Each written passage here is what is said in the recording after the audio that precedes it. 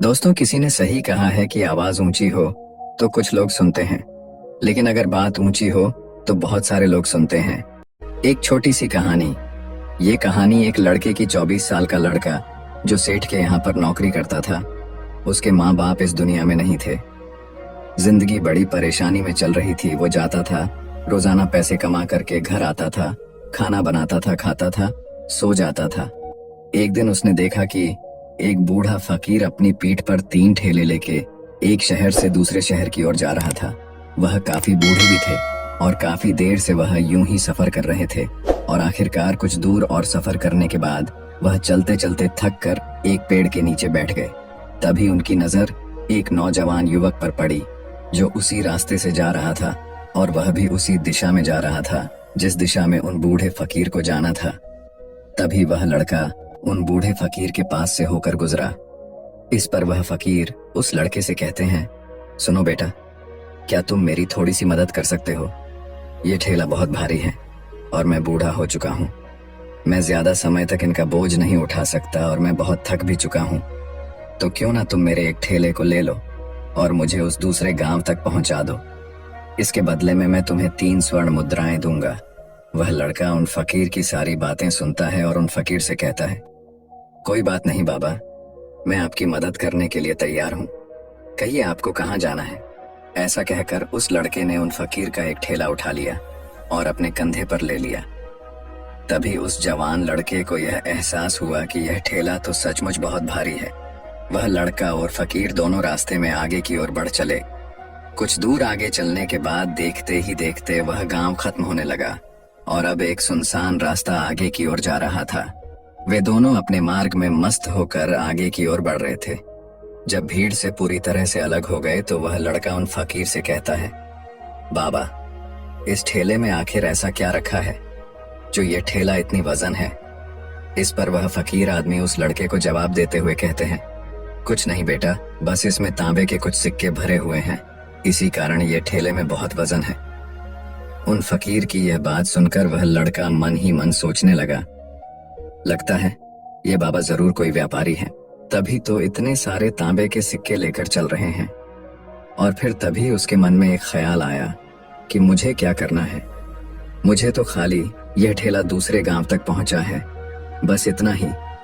जैसे ही उसके मन में यह ख्याल आया, उसने तांबे के सिक्कों का वह ख्याल मन से निकाल दिया और अपनी धुन में मस्त होकर वह आगे की ओर चलने लगा। चलते चलते कुछ और समय बीता और वे दोनों एक नदी के किनारे जा पहुंचे। वह लड़का हट्टा कट्टा था और काफी चुस्त और तंदुरुस्त भी था, इसलिए वह बिना सोचे समझे उस नदी में उतर जाता है, किंतु वह फकीर अब भी किनारे पर ही खड़े थे। इस पर वह लड़का उन फकीर से कहता है, क्या हुआ बाबा, चलिए आइए, हमें यह नदी पार करनी होगी, तभी तो हम उस गांव तक पहुंच पाएंगे। इस पर वह फकीर उस लड़के से कहते हैं, मैं जानता हूं बेटा कि हमें यह नदी पार करनी ही होगी, लेकिन जैसा कि तुम जानते हो मैं अब बूढ़ा हो चुका हूं और 2-2 ठेले लेकर मैं यह नदी पार नहीं कर सकता। कहीं मेरा पांव फिसल गया तो क्या होगा? क्या तुम मेरी एक और गठरी ले सकते हो? मैं तुम्हें इसके बदले भी 3 स्वर्ण मुद्राएं दूंगा। इस पर वह लड़का मुस्कुराते हुए उन फकीर से कहता है, बाबा, आप मुझे शर्मिंदा कर रहे हैं। यदि आप मुझे स्वर्ण मुद्राएं ना भी दें तो भी मैं आपका कार्य अवश्य करूंगा। मैं आपको उस दूसरे गांव तक जरूर पहुंचाऊंगा। इस पर वो फकीर मुस्कुराते हुए उस लड़के से कहते हैं, बेटा, तुम तो बड़े ही भले इंसान लगते हो। इतना कहकर उन्होंने वह दूसरी गठरी भी उस लड़के को थमा दी। उस लड़के ने जब वह दूसरी गठरी अपने कंधे पर रखी तो वह गठरी भी उसे बहुत ज्यादा भारी लगी, लेकिन उसने वहां पर कुछ नहीं कहा। जैसे तैसे उन दोनों ने नदी पार की। नदी पार करने के बाद बातों बातों में ही उस लड़के ने उन फकीर से कहा, बाबा, आखिर इस दूसरी गठरी में क्या है? ये गठरी भी बहुत वजन है। इस पर वह फकीर उस लड़के को जवाब देते हुए कहते हैं, बेटा, इसमें चांदी के सिक्के हैं, इसी कारण यह गठरी भी बहुत वजन है। उन फकीर की यह सारी बातें सुनकर अब उस लड़के का दिमाग तेजी से काम करने लगा था। वह यह सोच रहा था कि एक ठेले में तांबे के सिक्के हैं और दूसरी में चांदी के। ऐसा प्रतीत होता है मानो यह फकीर बाबा कहीं दूर से आ रहे हैं और उन्होंने अपनी सारी जमीन जायदाद बेचकर ये सारे सिक्के इकट्ठे किए हैं। तभी तो वह इतना धन लेकर चल रहे हैं, लेकिन वह लड़का उन फकीर से कुछ नहीं कहता और वे दोनों चुपचाप मार्ग में आगे की ओर बढ़ते चले जाते हैं। कुछ दूर आगे बढ़ने के बाद एक बार फिर एक सुनसान राह आती है। उस सुनसान रास्ते को देखते ही उस लड़के के मन में तरह तरह के विचार उत्पन्न होने लगे। वह यह सोचने लगा, अरे यह तो सुनसान जगह है, अगर मैं यह सिक्के लेकर यहाँ से भाग जाऊं तो यह फकीर मुझे कब तक दौड़ाएंगे। मुझे नहीं लगता कि मुझे कभी पकड़ पाएंगे और यहाँ पर कोई है भी नहीं जो इनकी मदद कर पाए। और वैसे भी ये बहुत सारे सिक्के हैं, मैं इनसे एक अच्छी दुकान खरीद सकता हूँ, अपना नया व्यापार शुरू कर सकता हूँ। और वैसे भी ये बूढ़ा फकीर अब इन पैसों का क्या करेगा, इससे अच्छा तो मैं ही इन्हें रख लेता हूँ। वह लड़का यह सब बारे में सोच ही रहा था, तभी अचानक उसे खुद पर आश्चर्य हुआ। अरे मैं यह क्या सोच रहा हूँ, ये फकीर बाबा न जाने कहाँ से आ रहे हैं और क्या खोज करके इन्होंने इतने सारे पैसे इकट्ठा किए होंगे। मुझे इनका फायदा नहीं उठाना चाहिए। नहीं नहीं, मुझे ऐसा नहीं करना चाहिए। उसने कुछ देर के लिए तो अपने मन के विचारों को काबू कर लिया, लेकिन कुछ देर बाद उसके मन के विचार उस पर देखते ही देखते हावी होने लगे। वह लड़का 2 ठेले लेकर उन फकीर के पीछे पीछे चल रहा था और कुछ दूर आगे चलने के बाद एक पहाड़ी आई। इस पर वह फकीर बाबा उस लड़के से कहते हैं, बेटा यह पहाड़ी मैं नहीं चढ़ पाऊंगा, मैं काफी बूढ़ा हो चुका हूँ और मेरे घुटनों में भी दर्द रहता है। यदि तुम मेरी तीसरी गठरी भी ले लो तो मैं तुम्हें 3 और स्वर्ण मुद्राएं दूंगा, लेकिन याद रखना इसे कहीं गिराना मत, कहीं ये गठरियां खुल ना जाए। इस पर वह लड़का उन फकीर से कहता है, क्यों बाबा, आखिर इसमें ऐसा क्या है। इस पर वह फकीर उस लड़के से कहते हैं, बेटा इसमें स्वर्ण मुद्राएं हैं। यह सुनकर वह लड़का मन ही मन बहुत प्रसन्न हुआ। उसने चुपचाप वह गठरी भी उन फकीर से ले ली और देखते ही देखते वे दोनों मार्ग में आगे की ओर बढ़ने लगे। अब वह फकीर बिना कोई वजन लिए हुए आराम से पहाड़ की चढ़ाई पर चढ़ रहे थे, किंतु वह नौजवान लड़का जो पीछे था वह वजन के कारण बहुत धीरे धीरे चल पा रहा था। लेकिन जब से उसने सोने का नाम सुना था उसका मन तो छलांग मार रहा था। वह मन ही मन सोच रहा था, अगर मुझे यह सारा धन मिल जाए तो मेरा पूरा जीवन तो आराम से कट जाएगा। वैसे भी यह बाबा तो बूढ़े हो चुके हैं, भला इन्हें इतने पैसों की क्या जरूरत है, इनका जीवन तो वैसे भी कट चुका है। मैं एक काम करता हूँ, यह सारे पैसे लेकर यहाँ से भाग जाता हूँ। लड़के के मन में अनगिनत विचार उठ रहे थे। लड़के का मन अब उसकी बुद्धि पर पूरी तरह से हावी हो चुका था और उस लड़के का मन अपनी बात को सही साबित करने के लिए उससे कुछ भी कह रहा था। और तभी उस लड़के के मन में एक और विचार उत्पन्न हुआ और अब की बार वह लड़का यह सोच रहा था, लगता है यह फकीर बाबा कोई चोर है, वरना इनके पास इतनी सारे स्वर्ण मुद्राएं कहाँ से आएंगे। अगर ये कोई व्यापारी होते तो भला ये इस तरह से पैदल यात्रा तो नहीं करते, और अगर इनके पास इतने सारे पैसे थे तो ये कोई ना कोई साधन भी तो अवश्य कर सकते थे। लगता है ये कोई चोर है और चोर से चोरी करने में भला क्या बुराई है। ये सोचता हुआ वह लड़का अब उन फकीर से तेजी से आगे की ओर बढ़ रहा था और देखते देखते वह फकीर से आगे भी निकल चुका था। और वह यह सोच रहा था कि जैसे ही इस पहाड़ की ढलान आएगी मैं 3 गठरियां लेकर भाग जाऊंगा। इससे ये सारे पैसे मेरे हो जाएंगे और मेरी गरीबी भी हमेशा हमेशा के लिए दूर हो जाएगी। मैं जो चाहूंगा मैं वो कर पाऊंगा, मेरे पास बहुत सारा धन होगा। और देखते देखते वह दोनों पहाड़ की चोटी पर पहुंच गए और अब ढलान का रास्ता शुरू होने वाला था। तभी वह लड़का उन फकीर से नजरें बचाकर वह 3 गठरियां लेकर भागता हुआ आगे बढ़ गया।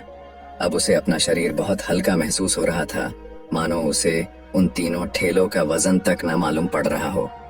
काफी दूर दौड़ते दौड़ते किसी तरह से वह अपने आप को बचते बचाते अपने घर पहुंचा। उसकी खुशी का कोई ठिकाना नहीं था। उसने सोचा, क्यों ना मैं जल्दी जल्दी इन गठरियां में से वो सारे पैसे निकाल लूं। यह सोचकर जब उसने गठरियां खोली तो पहली गठरी में उसे लोहे से जंग भरे हुए सिक्के मिले। यह देखकर उसे यकीन नहीं हुआ। इस पर उसने फटाफट दूसरी गठरी भी खोल डाली, उसमें भी उसे लोहे के जंग लगे हुए सिक्के ही निकले। यह सब देखकर वह लड़का बड़ा हैरान था। आखिर यह सब क्या हो रहा है? उन फकीर ने तो मुझसे और ही कुछ कहा था। अब उसने वह सोने वाली गठरी खोली और उसमें भी लोहे के जंग लगे हुए सिक्के ही निकले। यह देखकर वो लड़का बड़ा क्रोधित हुआ। उसने सोचा, उन फकीर ने मुझसे झूठ क्यों कहा? उन्होंने मुझसे ऐसा क्यों कहा कि एक में तांबे के सिक्के हैं, एक में चांदी के और तीसरे में स्वर्ण मुद्राएं हैं? वह यह सब सोच ही रहा था कि तभी उसकी नजर उस थैले में पड़े एक पत्र पर पड़ी। उसने वह पत्र उठाया और उस पत्र में लिखा था, यह पूरा नाटक ईमानदार व्यक्ति की खोज करने के लिए रचा गया है और मैं इस राज्य का राजा हूँ। मेरी कोई संतान नहीं और इसीलिए मैंने यह षड्यंत्र रचा है ताकि मैं अपने राज्य में किसी एक ऐसे ईमानदार व्यक्ति की खोज कर सकूं जो मेरे बाद इस राज्य का राजा बन सके और इस राज्य भार को संभाल सके। और इस राज्य का भार वही संभाल सकता है जो पूरी तरह से ईमानदार हो, जिसके मन में किसी प्रकार का कोई लालच ना हो। इतना पढ़ते ही वह लड़का जोर जोर से चिल्लाने लगा। वह सर पकड़कर बैठ गया। वो यह जानता था कि यदि वह अपने मन के विचारों पर काबू कर लेता तो उसका जीवन संवर सकता है, लेकिन वह अपने मन के विचारों पर काबू नहीं कर पाया। दोस्तों, महात्मा बुद्ध कहते हैं कि मन ही सब कुछ है। आप जो सोचते हैं वही बनते हैं। इसलिए आपका सबसे बड़ा दुश्मन भी आपको उतना नुकसान नहीं पहुंचा सकता जितना कि आपके मन के यह अनियंत्रित विचार पहुंचा सकते हैं। महात्मा बुद्ध कहते हैं, अपने भीतर ध्यान से देखो। हमारे भीतर जो विचार चल रहे हैं वही विचार शब्द बनते हैं और शब्द कर्म के रूप में प्रकट होते हैं। बार बार दोहराने पर कर्म बर्ताव में बदलता है और धीरे धीरे समय के साथ बर्ताव चरित्र में परिवर्तित हो जाता है और यही चरित्र हमारे भाग्य का निर्माण भी करता है। इसलिए हमें हमेशा अपने विचारों के प्रति सजग होना बहुत आवश्यक है। हमें जागरूक होना बहुत आवश्यक है। हमें यह जानना जरूरी है कि हमारे मन में किस प्रकार के विचार आ रहे हैं। आगे महात्मा बुद्ध कहते हैं कि कमजोरी हमेशा छोटे विचार से शुरू होती है। यह एक बीज के रूप में होती है और यदि इस बीज को नष्ट न किया जाए तो ये छोटा सा विचार बहुत जल्द ही एक विशाल वृक्ष का रूप ले लेता है और हमारी बुद्धि की सोचने और समझने की क्षमता को पूरी तरह से नष्ट कर देता है। जिस प्रकार आपने इस कहानी में देखा किस प्रकार उस जवान लड़के का मन उस पर हावी हो चुका था और उसकी सही और गलत सोचने की क्षमता पूरी तरह से नष्ट हो चुकी थी, जिस कारण वह यह समझ नहीं पाया कि उसे क्या करना चाहिए और उसके लालच ने उसके भीतर इतनी ऊर्जा भर दी कि वह तीनों ठेले उठाकर इतनी तेजी से वहां से भागता आगे भी बढ़ गया। इसीलिए जब आपके मन में पहली बार कोई गलत विचार उत्पन्न हो तभी उसे जड़ से उखाड़ देना चाहिए, अन्यथा वह विशाल वृक्ष का रूप लेगा और आपको किसी न किसी गलत राह पर वह ढकेल ही देगा। आप चाहकर भी उसे रोक नहीं पाएंगे। लेकिन अब आपके मन में यह प्रश्न उठ रहा होगा कि हम भला अपने मन के विचारों को कैसे नियंत्रित करें। हमारा मन तो इतना चंचल है, वह इतना शक्तिशाली है कि वह हम पर हावी हो ही जाता है। हम चाहकर भी उस पर नियंत्रण नहीं कर पाते। इसका जवाब में महात्मा बुद्ध हमें दो बातें समझाते हैं। पहली बात, सही इरादा विकसित करो। कई बार आपने देखा होगा कि आपके मन में कुछ और होता है किंतु आप कहते कुछ और है, क्योंकि आपके मन के भीतर जो कुछ बसा है वही आपके मुख से बाहर भी निकल रहा है। लेकिन जब हमसे वह गलती हो जाती है तो उसके बाद हमारा मस्तिष्क अच्छी तरह से काम करना शुरू कर देता है। हमारे सोचने और समझने की क्षमता एक बार फिर से जागृत हो जाती है और ऐसी अवस्था में हमें यह एहसास होता है कि हमसे गलती हो गई है और फिर हमारा मन दुखी हो जाता है। हमारा मन अफसोस से भर जाता है और इस भारीपन और दुख से बचने के लिए महात्मा बुद्ध हमें सही इरादा विकसित करने के लिए कहते हैं। इसके लिए जब भी आप कोई कार्य करने जा रहे हो तो सबसे पहले आपको यह खुद से पूछना चाहिए कि जो कुछ भी मैं करने जा रहा हूँ इसके पीछे मेरा इरादा क्या है। क्या मैं दूसरों को दुख पहुंचाना चाहता हूँ या दूसरों को नीचा दिखाने जा रहा हूँ या मुझे खुद को ऊपर उठाना है। खुद से सवाल कीजिए, खुद को जागृत कीजिए। जब आप इरादों के प्रति सचेत होने लगेंगे, जब आप विचारों के प्रति सजग होने लगेंगे, तभी आपके भीतर सकारात्मक ऊर्जा का प्रवाह होगा। तभी आप सकारात्मक इरादों से जुड़ने लगेंगे और आपके मन के भीतर बसी हुई वह नकारात्मक ऊर्जा और नकारात्मक इरादे दिन ब दिन कम होने लगेंगे। परंतु याद रहे, आपको यह हर रोज करना होगा और आपको यह हमेशा ध्यान रखना होगा कि आपको केवल अच्छा सोचना है। आपके इरादे हमेशा अच्छे होने चाहिए, तभी आप दुख और तकलीफों से बच सकते हैं। अन्यथा आप इसी तरह से दुख और तकलीफों में घिरे ही रहेंगे और आप कभी इससे निकल नहीं पाएंगे। दूसरी बात, मन के प्रति सजगता विकसित करो, जिससे आपका मन देखते देखते शांत होगा और आपके मन के भीतर बसी हुई वह नकारात्मक ऊर्जा, नकारात्मक विचार खत्म होने लगेंगे और आप शांति की ओर आगे बढ़ेंगे। और आपको इसके लिए बस इतना ही करना है कि इस पल में जो कुछ भी हो रहा है, आपकी आंखों के सामने, आपके भीतर जो कुछ भी जैसा भी चल रहा है, बस उसे देखते रहना है। अपने मन के अच्छे बुरे विचार, अपनी भावनाएं और अपनी यादों पर बिना प्रतिक्रिया दिए उन्हें केवल देखते रहना है, जिससे आपके मन के सारे विचार देखते ही देखते खत्म होने लगेंगे। आपका मन खाली होने लगेगा और आप नकारात्मक विचारों से, न सोच से बच सकते हैं और आप इन दुख और तकलीफों से भी दूर रह सकते हैं। इसीलिए महात्मा बुद्ध कहते हैं, जो स्वयं को देखता है वही सबसे बड़ा तपस्वी है। अर्थात जो अपने मन में चल रहे उन विचारों को बिना प्रतिक्रिया दिए हुए केवल देखता है और उन पर कोई भी प्रतिक्रिया नहीं करता, बस उन्हें देखता और समझता है। वास्तविकता में वही मन पर नियंत्रण भी कर सकता है और वही अपना जीवन सुखी और खुशहाली तौर पर जी सकता है। इसलिए यदि आप भी अपने जीवन को सुखी और खुशहाल बनाना चाहते हैं, तो आपको सबसे पहले अपने मन पर नियंत्रण साधना ही होगा। अपने मन को खाली करना ही होगा। अपने मन के विचारों के प्रति आपको सजग होना ही होगा। दोस्तों, उम्मीद है कि आपने आज की इस वीडियो से जरूर कुछ ना कुछ सीखा होगा। तो इस वीडियो को लाइक और अपने दोस्तों के साथ शेयर भी जरूर कीजिएगा और हमें ऐसे ही सपोर्ट करने के लिए चैनल को सब्सक्राइब और घंटी बटन को जरूर दबा दीजिएगा। चलिए मिलते हैं फिर अगली वीडियो में। तब तक के लिए अपना ख्याल रखें। धन्यवाद।